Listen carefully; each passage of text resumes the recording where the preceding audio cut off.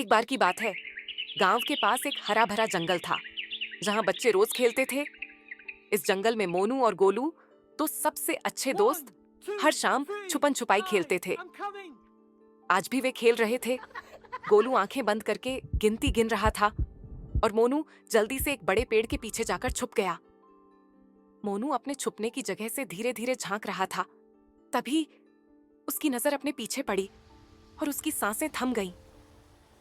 एक अजीब सी परछाई उसके पीछे दिख रही थी। मोनू ने जल्दी से पीछे मुड़कर देखा, लेकिन वहां कोई नहीं था। गोलू, तुम हो क्या? अरे नहीं, मैं तो यहाँ हूं। लेकिन अगर गोलू यहाँ है तो फिर वो परछाई किसकी थी?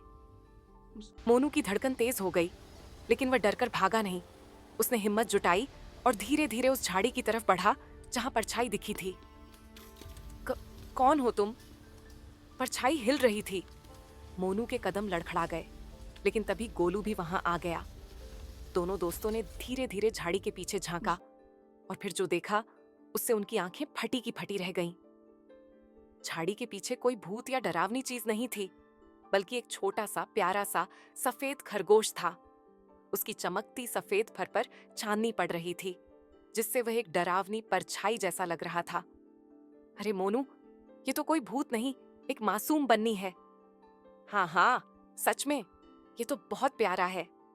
मोनू ने बन्नी को गोद में उठा लिया। तभी उन्हें पास ही एक छोटी टोकरी दिखी, जिसमें और भी छोटे छोटे खरगोश थे।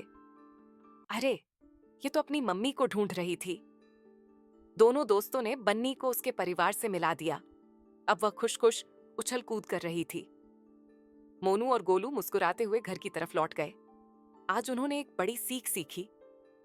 कभी कभी जो चीजें डरावनी लगती हैं, वो असल में प्यारी और मासूम होती हैं। सही कहा गोलू, अब से हम बिना सच जाने डरेंगे नहीं। दोनों दोस्त हंसते हुए गांव लौटे और बन्नी अपने परिवार के साथ खुशी से कूदने लगी। इस कहानी से हमने क्या सीखा? कभी कभी जो हमें डरावना लगता है, वो असल में प्यारा और मासूम होता है।